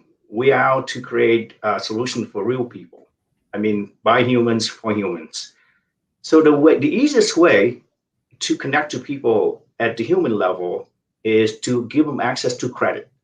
So lending, when you start up in the lending space, in the finance space, that's the easiest way to engage with people, right? People at the end of the day, look, people don't care how you do it. They don't care what technology you're using. They need access to credit and how you deliver to them, whether you send it in cash, wire transfer, ACH, they don't care. So our objective here is to engage as many people as possible to create that on-ramp to our ecosystem. And then slowly, once you have that human connection, the trusted relationship in place, you can start layering on other products and services. Now, we started out in Vietnam as a proof of concept, and that's in the SME space. Now we are venturing into the consumer space. I can't really talk too much about what's going on. Can you give us a little sneak peek? Yeah, we're actually, we're actually looking at a very, very huge acquisition right now. That's going to take us north of 20 million plus in revenue, and that's going to basically set us apart. And this company, because I'm under strict confidentiality agreements, I cannot talk too much about it. But this company has already over 2 million subscribers in their ecosystem. Now that's in the consumer space, and you're probably wondering, well, you're in the SMC space because earlier you said that you really want to make an impact while you're in the consumer space, right? Well, we're in the consumer space because we also want to focus on socially responsible financial products. Yes, we're doing lending in the consumer space, but we're not so interested in giving people to buy that next iPhone or the new pair of shoes. It's more about like for education purposes, for medical purposes, for that special event you have in your family, for home improvements, things like that. But step back a little bit, Luke. What I'm trying to create here are just data points, actually. Mm-hmm. Right? My ambition here is to create a digital ecosystem throughout Southeast Asia. So I'm in Vietnam, which let me talk a little bit about the entire region, and you can read more about it here. The entire region, or in all countries in the region, they're averaging at least 5% GDP growth every year, Luke, with Vietnam pushing 7-8%. Everybody was impacted a little bit by COVID-19, but things are back on track. And Vietnam and the entire region are still projected to be, growing very strong for the next 20, 30 years. So we're getting started in Vietnam. We're in the SME space. We're venturing over to the consumer space because I'm looking at, this, like I said, just entry points, data points. And I'm looking into other countries as well, like Indonesia, because Indonesia and Vietnam are the two biggest fintech markets in Southeast Asia. Now, what exactly does it mean that I'm creating data points, right? Right now, we're giving people access to financial services, but in order to create what I call stress-free financial products and services, you need to know ahead of time what they need, what people need, where they need it, when they need it, kind of like, knowing exactly and prepare the products and services for people before they even know what they need, right? I'll give you an example. Like if we see like our loan performance dips a little bit during holiday season, we know that's because people are out spending. So it takes them a little bit longer to pay back the loans. So comes around October, we'll be coming out with new products like the buy now, pay later approach. We have the user base, we have the market. So we're very flexible to come out, to launch any kind of product and services. Okay. And let me give you a couple questions that we have out of the chat. I've been jotting them down as you've been going. But I'll just rattle them off, and then you can go in whatever order you want. But crypto blockchain, can you talk about how that is a part of the business? 30 million in financing. Where is that at? And is that used for acquisitions? And then there's a lot of questions about the acquisition that you can't really talk about. So maybe we won't dig too deep into that one. But I guess crypto blockchain, 30 million in financing. Crypto blockchain. Well, at the end of the day, like earlier I said, that we look at technology as a way to streamline, to automate, to make what we want to do more efficient. So blockchain, we're actually very, very high in blockchain, and we are doing a lot of we're in a lot of discussions with a lot of partners right now to implement blockchain in our ecosystem. Bitcoin is doing well. I mean, that's a good thing because the entire industry is getting a lot of attention. But for us, Bitcoin is still just a store of value. It's not really practical in a commercial usage standpoint. We're looking to implement blockchain for all the features, for all the benefits of blockchain, like scalability and security and transparency, etc. But we're looking beyond that. We're looking at how can we take advantage of this technology to create sort of like our old digital currency. So for the purpose of cross-border transactions, to make it easier to send money and to receive money and to get paid, just basic financial functions that people expect. So we're looking at implementing that pretty soon. We're looking at launching a blockchain project with VMNT branded stablecoin or another coin. Now, and a follow-up question on that somebody's asking is if Tezos is still the target network for the coin. Oh no, we looked at Tezos. We look at different, the biggest challenge right now in the blockchain community is the cross-chain functions, right? It's hard to jump from one chain to another chain. So we look at different technologies on how to make that more seamless. Ethereum's getting a lot of attention. 1.0 is not really efficient enough for you to carry a lot of transactions. 2.0 is a lot faster, but it's still fairly expensive. Far away. At the end of the day, look, is all about the amount of transactions you can carry over your blockchain. Right? If it's too slow, too expensive, it's not really practical. Technically, yeah, it's superior, but again, we're out to solve real problems for real people. And so we're looking at blockchain. We're talking to different partners. We looked at Tezos. We also look at a bunch of other blockchains as well. At the end of the day, we'll look at the risk reward factors and decide which one, what makes the most sense to implement. Now, the $30 million question. Yep. That big is number. That is very nicely. That all that money is being deployed as we speak at the ground level to help the SMEs, which is our main mission here, is to help the underbanked and underserved SMEs. But so that's going very nicely. But right now I'm focusing on, okay, I got the SME space going. Now I'm turning on the consumer space because that's a new piece of my puzzle. And then I have several pieces in place as well that I can't really talk about yet because we were working with partners and we're under strict NDAs. But at the end of the day, the idea, the vision here is that by the time we're done, we'll have a comprehensive network of different financial products throughout Southeast Asia. So you can sort of like it's going to work very similar to like an Uber app, Luke. So from the top down, the app looks like agnostic, but if you really do a drill down on it, it's different. It works different. It's actually localized. Depends on the location you're in which country you're in. So we have to do a lot of what I call regulation engineering because of the lack of infrastructure and supported regulation in Southeast Asia. So we have to do a lot of regulation engineering to avoid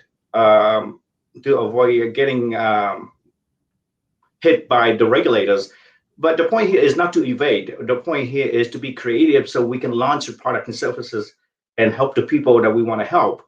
But at the end of the day, that's, we want to be able to provide digital banking services for the masses without being a bank. Maybe it comes to a point that we'll have to, be a bank ourselves, but it's not going to be an actual bank. We're actually looking at, perhaps it makes sense for us to acquire a digital banking license. So we will look at ways to do that as well. And we, as much as I want to say that, we out to take out people like PayPal, Square, or banks, that's not what we're about. We're about to help. We're about helping people, and we want to work with partners. We want to work with banks. We want to work with people like PayPal to increase the coverage in the region. Banks want to do exactly what we're doing right now. It's not that they don't want to do it. It's just economically they can't. Okay. And because they're so strapped out by regulation.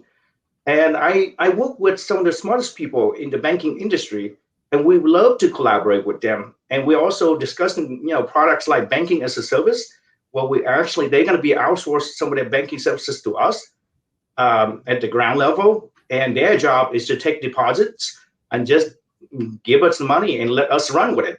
And it will eliminate a lot of inefficiency that they have in their operations right now. So we're looking at ways to collaborate and to partner up. We're not looking at ways to take people out, because at the end of the day, we want to help people. We want to give people choices. Okay, and let me follow up on that, right? Because you've got a handful of things that you're working on. If you had to name one thing that you're most excited about, and that thus, shareholders would probably also want to be excited about, what would that one thing be? And I know that's a tough question with everything that you've got going on. That's kind of like, what is so unique about VMNT, right? So at the end of the day, the takeaway here is that we want to be the investment conduit into the emerging markets of Southeast Asia for U.S.-based investors, because we're targeting the smaller investors. Not everybody. Sure, you can penetrate opportunities in Southeast Asia through like a VC fund or PE fund, but not everybody has $500,000 or $1 million sitting around and lock it up for 5-7 years. And at the same time, we're giving entrepreneurs and founders in the region access to U.S. capital market and also access to the investment community in the U.S. So in that sense, we're unique. And I actually looked around, and I actually haven't found any company that's kind of doing what we do, especially in the public space, Luke. Yeah, it's absolutely an interesting story. And Tan, again, I love all the energy behind it. I love that you gave the shout out to the shareholders as well. The fandom is real. Again, I only have this one gift pulled up, but there were many that were sent to me and created. And again, I love that you appreciate them. I feel like we talk to a lot of companies, especially ones that have big retail support, and it's never addressed. So, Tan, awesome having you here with us. I appreciate you coming on to tell us the story, to tell us what to be excited about, get the word out, and a very cool mission as well. Thank you so much, Luke. And I look forward to coming back on the show in the near future to update our shareholders and you guys more. Absolutely. Keep us posted. Thank you. Will do. All right. Take care. All right. I've got to get running, guys. I'm going to put the show in the hands of our fearless leader, Mr. Jason Raznick. I'm going to leave you with one closing thought. Forward, baby. Let's go. Alicia. 1336. Reapproaching those not all-time highs. 3-year highs on Ford. 3-year high on the stock. Come on, baby. Let's go. Great interview, young man. Thank you. You're my nephew. They said I'm your uncle or something. Okay. I don't know. Well, all right, guys. Twitter's in the chat. Throw me a follow. I'll throw out some ideas this weekend. I'll throw out some books I'm reading this weekend. Yeah. So you guys, I gotta have an update on what we're doing. Yes, Nicholas Donato, he has a position in Uber. Okay, that's good, Nicholas. Smart guy. Look at the comments. VMT, Tan is the man. I like that rhyme. Is Tan on Twitter? Should I follow him? If Tan is on Twitter, give me his Twitter address and I'll follow him right now. I'll give him a follow. And then let's look at my $250,000 in buys and 19 buys. That was insane. You guys just had me going because I don't know. You guys just had me going. So we're at 79,600 subscribers. When are we going to be at 80,000? CTRM. All right. CTRM. I'm asked about way too much, but it's okay. It's good to be asked. It means someone cares. Castor Maritime. I mean, we're talking about a $507 million market, 0.82% up. What are we so excited about this one? Bulk shipping, seal dropping like a rock. So I'm out of, let's see if I won on seal, because I sold my, I think 60% of my seal position, because it wasn't a big position. So I sold, let's see what I got here. Hold on, guys. No lies, all truths be told in this room. If you're in this room, you always tell truth, you're transparent. Yeah, so seal, I had 1,000 shares, I sold 600, and now I have 700 left, and it's dropping. You know what? I'll put another 300 out. It's a small position. Just get those 300 out. So now I'll just have like 200 left. Okay, so that's nice. But those big positions I didn't sell. I mean, I have big positions in other stuff. Let's do an update. Hold on.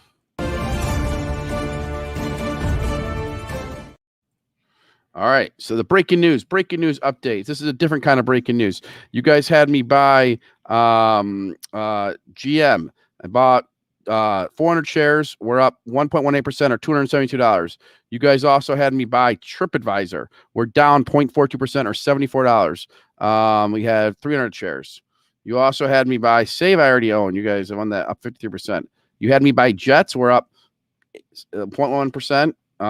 6 down $145. Spent a lot of money in the last 2 hours. And GOL down 0.72%. So I'm not happy with you guys on that, but it's okay.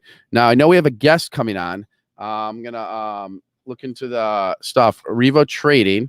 Good morning, everyone. First break from meetings. Hope everyone is having a good day. Hey, should Benzinga SPAC it out or IPO it out? We got an interesting call. Someone wanted to put a lot of money in Benzinga. They think we could become the new CNBC or what have you, but whatever. I said, show me the money. Show me the money. Anyway, I'm going to bring our guest on in a minute. Thank you for tuning in. Have a great day, and vote now. Okay, it says vote now. Best tech financial technology company. I got to look and see. Oh, Benzinga. Okay, let's do that. All right, I'm going to bring him on in one moment. All right, here we go.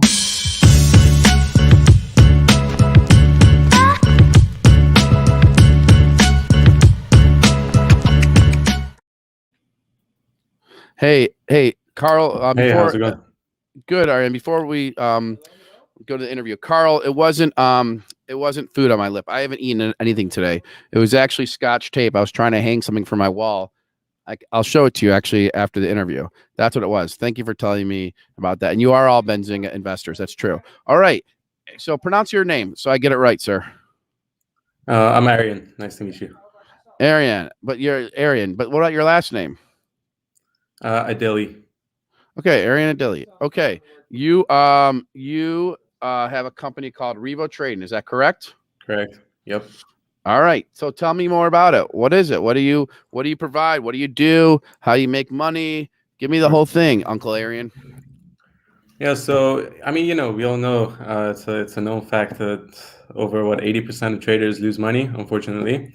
Now, I mean, why do you think that is? It's usually for two reasons, mainly. One, that, I mean, they're inexperienced. They think they can make a lot of money, and they go on before they know the, basics of the market, and they know how to analyze correctly. And they go on the market, they lose money, they get out. That's the basic reason. So the only way to solve that is education, to learn how to do it and get practical experience, of course. Now, another reason is emotional decisions. I mean, whether you get greedy or you panic or, whatever it is, you make emotional decisions, and it's going to lead to certain losses. So how would this work? Let's say, I mean, I don't know any other industry you can make so much money in such little time, right? So when you're making, let's say, a couple $100, it's your first time, and then you're making it in a few minutes, and you're like, okay, I can make more. So you keep your positions, you lose money, and it's going to be a trouble in the future. Or you're losing a bit, and you panic sell, and you sell everything, and you could have been profitable, but you lost money there. And it's not just that. Let's say you're a good trader, and for example, let's say you know for a fact that Bitcoin is going to come down. Now, when the whole world is saying Bitcoin is going to go up, you're going to start doubting yourself, right? You're going to start questioning yourself. You're going to ask yourself whether you've analyzed it correctly, whether you've made your decisions correctly. So, to solve this problem, we came up with the solution of creating software. Software have no emotion. So the good thing about that is that you can teach it a set of rules, and it goes by those rules. So around 2 years ago, two and a half years ago, we started researching ways to apply the finance knowledge that we had into technology and create the best software we could. Now, these software are designed for different reasons. So one of them, let's say, there could be simple trading signals, but we're going to make it more innovative, of course, and I'm going to get on that a little later. We have indicators that analyze the market for you, give you signals based on it, give you insights on the market, the trend, and possible trading opportunities, entry points, exit points, everything. And we're also developing fully automated trading systems where you're literally going to make money in your sleep. So how this works is it has the set of rules, it analyzes the market, and it makes decisions based on a set of rules. So and we've worked out advanced risk management strategies so that we can manage people's capital without them worrying about their money, because you're giving it to a robot, and we understand that it's you might be skeptical, but I mean the automated trading systems, we haven't released them yet. We're working on them. We've released indicators. We've actually launched around 10 products in the past month, I think. So yeah, it's been a busy month, but yeah, that's basically what we do. And who is like you said you launched like 10 products. Like, is it a big team that you're doing it with? It's a few people. I mean, not that big of a team, but yeah. Okay, got it.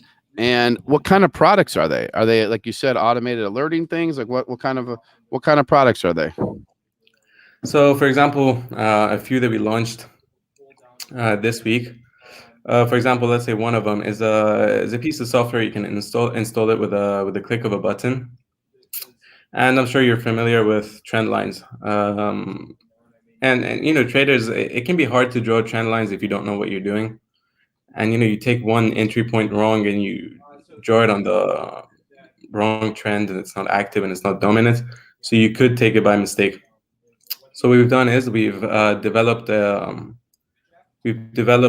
advanced piece of software that analyzes the market, takes all the points, and tries to draw the most accurate trend lines possible. Now, what we also do is we analyze the price for different time frames, so that we can identify support and resistance levels for different time frames. That therefore we can find the most dominant trend line. And based on that, we draw 2 trend lines for support and 2 trend lines for resistance. And the trader can, make trading decisions based on those. That's one of the products we've launched. And it's essentially an assistant. I mean, you have an advanced artificial intelligence software as your assistant trader. So we feel like, that's as good as it gets, really. All right. Switching topics. Can we move to organize? What's Organize It? Organize It, right? That's another project that I was working on. That still I'm working on, but I haven't launched that yet. So it's supposed to be a platform through which you can manage your time effectively. Now, I personally have an extensive to-do list every single day. I have to cross things off, and there's nothing that really satisfies me in that way. So we're working on a little platform on the side, and this is going to be absolutely free. It's not for profit. Because I saw that you're an automation expert, programmer, speaker, trader, author. I was showing your book on Amazon a minute ago. Your book is called the Quantified Fortune, Learn the Essentials of Modern Finance. Right. I took the people through the chapters. We went through it. Okay. And then I saw you're an automation software programmer and you're organizing or time management. Can you give us a few tips on that, on how your time management and organizing things? And then we'll go to your software development expertise. And they want you to speak up a little bit. They say that we need you to get you to stand up or have some more energy. So I don't know. Just reading the comments. All right. So pump it up, Aaron. Pump it up. So time management. I mean, listen, I'd say the trick is enjoy what you're doing. Really, that's what it is. Because, I mean, if you need motivation to be willing to do what you're doing, and it comes really. I mean, time management. Do you ever manage your time for taking a break or for resting? I don't think so. When you're resting, when you're enjoying what you're doing as a hobby, you don't need to do any time management for it, really. So if you enjoy what you're doing, you're going to make time for it. And I personally have a lot of projects I'm working on at the moment. I'm working on a new startup called Quick Meals, and that one goes around the problems of cooking.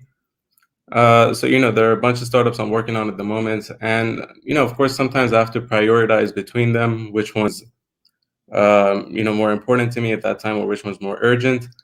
But as a general thing, I can't really tell you a specific hour through which I'm working. I'm doing this throughout the day and I really enjoy it. I'd rather have something to do than not, right? So I feel good about it. I enjoy it. So I'm basically spending all my time every day on the different projects, the book. And the book hit the bestsellers rank, so that was something I was very proud of. And yeah. Got it. Okay. And are you a programmer too? Yeah. Started when I was 13.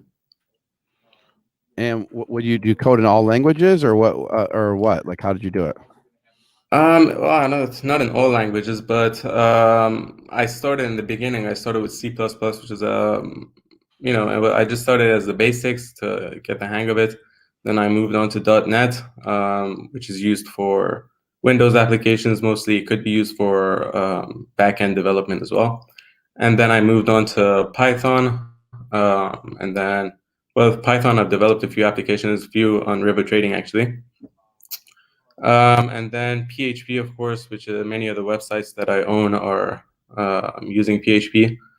Basic HTML, CSS, which is how old are you? With you. I'm 17. Well, turning 17 in a week. So wow. So is there anything that you could demo real quick to show the product? Something I could show you now. I don't. Wait, just hang on a second. 1 second. I don't think I can demo something now because I don't have my account on this device, so I can't really share my screen. But we will be posting videos on our social media. So, I mean, today we posted a few on how to install the software that we released, and but we can't post some videos on our social medias for everyone to look. At the moment, I unfortunately can't share anything because this is my office work computer. Well, maybe when you're ready, you'll come back. I mean, it's super impressive. You're 17 years old. You're making this stuff happen. I'm like you should be at Benzinga and building and create the Benzinga lab and making millions of dollars a year because we have the users. You have the know-how. I mean, it could be a match made in heaven. You never know, Arian. You never know. Of course. So then, come back when you have some of this stuff to show. And, maybe you have ideas that we can grow together. Of course. It's amazing what you're doing. 17 years old. So you really should really be proud. And I saw the logos you created for Organize It and your other businesses. They looked pretty. They looked nice. You're a techie, and don't go join any tech incubator or anything. Keep doing it. And if there's something that makes sense for us to partner on, because we have the users and you have the technology, it could be a match made in heaven. Yeah, of course, couldn't agree more. Yeah, because when I was your age, I was doing similar stuff, and I got them I got traction. I started like one of the first online dating sites ever, and I got 20,000 members. But then I got bored of it, and I just let it go. And if I would have had someone there that would have like, hey, this is amazing, I would have sold it for $5-10 million, So that's the story. So it's good to get advice from some people for sure. But no, thank you for coming on. Your company, Thank you very much. yeah, I mean, like Revo Trading, you can check it out. RIVO TRADING, Revo Trading. They'll be in the chat. They called you the next Elon Musk. Thank you. So, and we've added a discount code, especially for the users that are watching this. Use code Benzinga for 15% off at checkout any of our products. So we'd love to have you.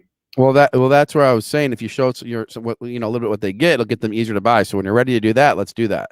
But yeah, check it out. Check it out. We put the discount in the screen. So thank you for coming on, Aaron. I appreciate it. Thank you for having me. We'll talk to you soon. All right. Have a great day. Of course. All right. All right. Stock market singles where going down isn't a bad thing. I'm not sure I get it, but got it. All right. So yeah, Tanya, when you can share stuff, we'll bring him on again. Absolutely. You guys all started out, oh, he's too quiet, not enough energy. Boy, did you have a 180 change when I got you his age and said he was 17. You gave him a shot. You know what I mean? Before, you guys were all like, you're hating. So I said, I'm going to ask his age. And so there you go. I did that. All right. I know I have something I have to do. I don't know what this thing's about. Anyway, so that's the story. That's today. You guys cost me, maybe made me some money. I'm not sure. I never have done this where I made all those trades like that. Spent, $200K. Maybe I'll get out of some of them today, but that was crazy. Just was in a mood. So appreciate you guys being out here. I think we have producer Aaron who wants to close this one out. He has some stuff he wants to talk to you guys about with our TikTok and Instagram and some of his trades he's looking into. So I'm going to add him to the stream. He's on the stream. How we doing, team? How we doing? So we're here. This is myself and you, and we're going to do some stuff. And that's about it. Okay. Yes, sir. You want to know what I'm looking at right now? I'm looking at Scott's Miracle Grow. I know I talked to you about this the other day. Forever. All week. I know. I've been looking at the chart. I'm still liking it. It started off low today. I'm going to pull up the chart on Benzinga Pro. Yeah, and then we have 79,600 subscribers. There should be 80,000 today. We brought 2 CEOs of public companies on. The stocks moved on the show, and we're still at 79,600 subscribers. I don't know. That's why I'm probably just going to log off early because, John Rojowski should have scalp sealed. Does he know what I did? I don't understand why people just assume they know what I do. NLSP has been in there for a while. Aaron, did you watch me buy all those crazy stocks? Yes, and shout out Refined Warrior. Amy, she gave you the seal. Yeah, the only thing that sucked is I bought like 15,000 of like some like let's say I bought it of like Six Flags. I wish I would have bought it of seal because then I would have sold 10,000 and made a nice like $1,400 profit immediately. But it's all right. What is EYES? EYES is on the move. What's that one? I'm not sure. I think it's some sort of medical play, I believe. So you don't know? I don't know off the top of my head. Yeah, it's Second Sight Medical. I was right. I just wanted to make sure. Do you want this to happen next?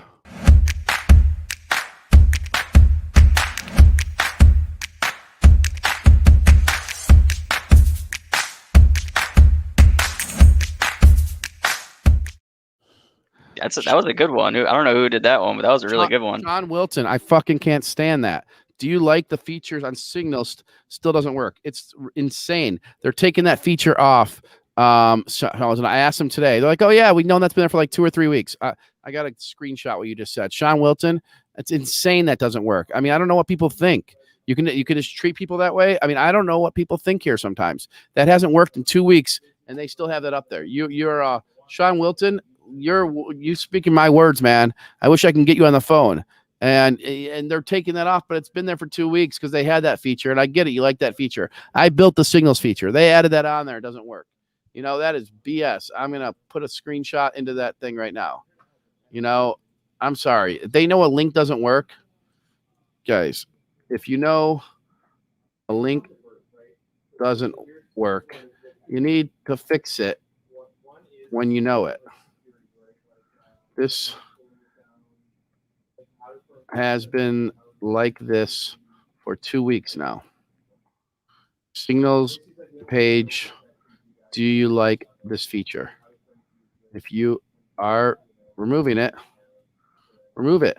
So what I also want to do is let's take some tickers out of the chat. Go ahead. Tony, I see Tony Toledo in the chat. What are we looking at? Should we pull up TAT for him? Tobath? Quantum computing. I love quantum computing. I got a lot of plays on that. I own a lot of stocks, but I'm not going to get started on quantum today because I just did all the travel stocks today. So I'm not doing anything with for quantum today. Yeah. Yeah, do your tickers. Get Benzinga Pro up, Aaron. Come on. It's your chance right now. Got it. Share my screen. No, absolutely, Eloy. Look at our Instagram. We funnel people to the YouTube in a big way. Greg Mills, when the tech doesn't work, that's why I'm gonna freak out. Oh, QE is up over 6%. Are you gonna share your screen, Aaron? I'm trying right now. Hold on. There's no try, Yoda. Oh, there we go. There we go. I'm getting a call now from it's from our Revo trading guest. I'll call him back after the show. So wait, where am I? I'm looking at. You're doing good. You're doing good. Okay, so we're looking at Tony. I pulled up TAP for us. Ticker TOBAF. It's on the OTC markets. It's not looking great on the 1 month chart, but this could be a good buying point right now. 352. Jim Stocks. The discount code is right in the bottom of enter promo code YouTube 47. Oh, if he's asking for the Revo one, we have that in the description as well. But yeah, so this stock Tony originally came on and pitched a couple months ago. It's they make like alternative cigarettes that are completely made out of hemp, so there's no nicotine or no tobacco in them, and it's supposed to help smokers. Oh, I heard about this one. Yeah, he actually sent us some cigarettes to the office, some TAT cigarettes to the office. Oh, really? Yeah. It's cool. Keep going, dude. All right, so that was TAT. Let's see what else I'm looking for. They want to know if you've ever met a hairbrush or a comb. I have. I didn't know I was going to be on the stream today. Otherwise, I would have had my hair all spoofed up, ready to go. I didn't want to. I had my hat. I had my hat on. I didn't want to upset you in the hat. Aaron, listen. Did you ever hear about Dress for Success? Yep. Okay, so you don't know what's going to happen that day, but if you come out in the morning of a bum, you're not dressed for success. I mean, listen. There's a reason why some guys wear suits all day. There's a reason why they do. I mean, Roger Penske would wear a suit every day, no matter what, like work-wise. So that's. Hey, Mitch and I, when I'm hosting Around the Bell, I'm going to be all spoofed up in a suit. I'll be dressing for success. I'm ready for it. Today I wasn't as ready. I apologize. Well, hopefully you're not on that show that often because we should have outside people on that show. Yeah. Yeah. Any haters, just go bye-bye. All right, so let's see. Let's look at another. What should we look at, Jason? I want to pull up Scott's Miracle Grow for everyone. And someone in the comments did say, yeah, I do like it as well. I like it for multiple reasons. We have an increase of new houses being built. So for new gardens being built, people are going to be buying more of their traditional Miracle Grow products. But in addition, yeah, someone in the comments said it's a cannabis shovel play.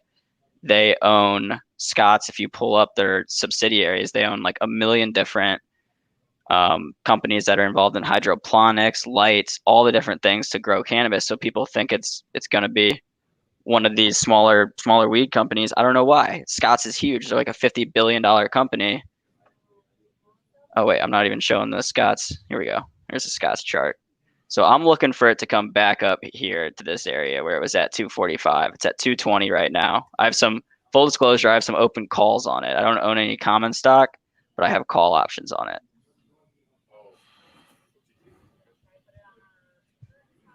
What do you think about that, Raz? That letter that text message I was showing you guys, that was from Dan Gilbert, the founder of Quicken Loans, Rocket Mortgage, owner of the Cavs. That was his text. I like Scott's. I'm a fan. I say yes. Yes, I'll give you 4 points. Yes. Because, and that's the thing, is it's long term I like it as the cannabis shovel play, but short term we got the houses being built and we have them as a traditional value play. I like them. But that's my big play right now. We'll see how that one plays out. Thiago, we don't work here. We build here, man. No working. It's all build. It's all build. It literally is. I just don't understand why they have a feature on Benzinga Pro that doesn't work and they don't fix it. I don't know what I'm doing here. I'm giving my life away to work at this company when people don't fix things that are so freaking easy. Discount code link not working. Jim, what for Benzinga Pro? Discount code or for the other product? Which one? YouTube 47 should be working. Do you want a monthly subscription or do you want an annual? If you have any problems, call. Okay. All right, let me check. You got to type the code in the checkout. Who's Benzinga Pro customer service here? I don't know. We have like a whole customer team. Let me find out what number you should call. They'll run it through you for you. What can I've got Netflix pulled up right now. I've been seeing some news that Netflix is going to start cracking down on users sharing their password. Have you heard about that, Jason? Yes. What do you think about that? I think so. Here's what I think is I think the stock could go down like initially from that, like people freak out, oh my God, but then over time it could increase their revenue, increase their profits. Okay, but that's just me speculating. I have no idea. But I do like. I mean, I'm looking. So right now I've got it pulled up on the 1 month chart, and we were sitting up here at 550 earlier in the month, at the beginning of the month on March 1st, and now we're all the way down at 513. Okay, hold on. I got to say something. So Nick Evangelista, the inches are all around us. Those little inches. Signals work. They do. But right on above signals says, if you like this feature, click here. And you click here, nothing happens. All right? That's what bothers me. What's the funniest ticker to exist? I know. The actual ticker? I don't know. SEX. Is that one really? Yeah. Type it in. Show it. All right, let's go to Benzinga Pro. I'm gonna type this into my browser. Oh, SEXHF, Sichuan Expressway Company. Maybe someone used to be just SEX and then they changed it. No, I pranked you. Oh, you got it. No, there's not. I'm so gullible. Of course, there's not one. My buddy owns the ETF ticker for weed, WEED. He owns it. Another one would be. Oh, look, he's calling again. Look at. Oh, I can't show his number, but it says that he's coming from Cyprus. I don't even. What? Just answer it and put on speaker. All right. Hey, Arian, it's Aaron. You're back live on the Power Hour. What's up, man? Yeah, you good? I just wanted to ask, should I prepare some stuff for this live or for next week or something? Prepare some stuff for next week. Next couple of weeks, we'll figure it out. We'll be in contact. Yeah, I'll email you and we'll get some stuff planned out in the next few weeks. Jim Cruz, we don't have customer service. We have, all right, no problem. We have VIP client concierge. If you think you're good like that, call this phone number and then they will interview you and you'll give a trial for a day. It's sales and client service. Okay. There's some other funny ticker symbols, man. BJ, there is that. See, now I think you're pranking me again. No, no, this one's real. BJ's Wholesale Club. The guy put it in chat. What do you I mean? I'm not. Luke likes Build-A-Bear BBW. What about Is there one for just let's try this one. Nope, there's no BOOB. What about DI? What? Come on, do it. DI. No, just DKS. I guess someone was smart for that sporting goods company. What about PENS? No, I'm serious. Nothing. PENS. Peninsula Asset Managed Company. They don't even have a ticker. No, they don't have a ticker. All right, we're way too we're way too mature. We're sorry. This is our Friday afternoon segment. Friday afternoon, yeah, Pen 15. I'm sorry, guys. You guys had me spend a lot of money today. Hopefully, they worked out. Oh yeah, there's one more that I just found out about. It's not that funny one. It's not. You type it in. All right, I'll do it. TIT. Latest Wealth Minute. No, there's not. Oh no, you got me again. All right, we got you. Oh, there's some good ones. These guys are hilarious. Soon we're going to be able to type in ZING and it's going to be, oh no, that's already a thing. We have to take that from Zeus Acquisition Corp. All right. Here. I'm working on the Benzinga IPO this weekend. One of the things is I have to have 30 investors that each put in 50K or more. Well, actually, we have that. We need another 30 investors that put in 50K or more to file for the IPO. Our revenue's there. The cash is there. But we need to make sure that we have a big crowd here, and that will do that. And then we're also working on launching that ETF. So we'll see. We'll see. I got to do a lot of that stuff. All right. All right, man. You have a good Steve Delaney's in. You have a good day, Aaron. You can take them to the next thing. All right, we got Robert. We got Robert Roy coming up at 2 p.m. teaching us some options. Steve Hokeman is in for 50K, and so is Steve Delaney. I got 100,000. Yeah, we got 100,000. All right. Wait, Internet Enforcers is saying the subs problem is becoming more clear. Why? Because we're just talking about stocks right now, or because we need him to email me, because email us at Power Hour. Hold on, stop. Where are you seeing Internet Enforcers talk right now? I'm on the back end site looking at comments. It's like way up. It's like 20 comments back now. Oh, so you're just like on extreme delay? Yeah. He's saying that because we're talking about symbols of funny names. He's messing around. Being a joke, man.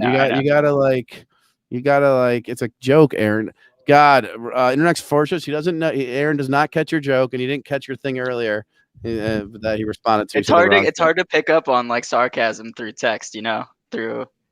Yeah, but come on, we're right about. We didn't. No, that was not hard. That was a good joke he had. I give it to him. Yeah, Benzinga IPO soon. I gotta go work on that actually. All right, you close it out. Have fun. Yes, sir. Have a good weekend, Rats. Love you guys. All right, I love you guys. Be nice. Follow me on Twitter. Oh, Clubhouse at 3. I gotta go work on that. I forgot. Peace. Bye. All right, team. So Zinger Nation, we have Robert Roy coming up teaching us some options, and that is going to be great. I'm going to stick around for that because I'm trying to learn how to make some more money with options right now. We got calls, we got puts. Let me just check with Spencer real quick, see if we're live yet. But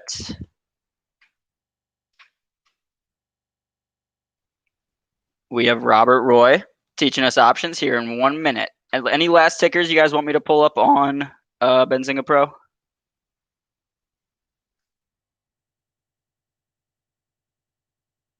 Waiting for one more ticker in the comment.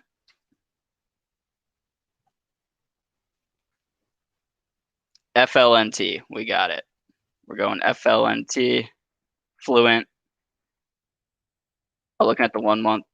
I actually like that a little bit. Looks like it could come back up here. All right, I just got word from Spencer. We are live with Robert Roy. We are going to go watch some options. As soon as this video ends, it will automatically redirect you to the options show. Just go ahead and click that and learn with Robert Roy.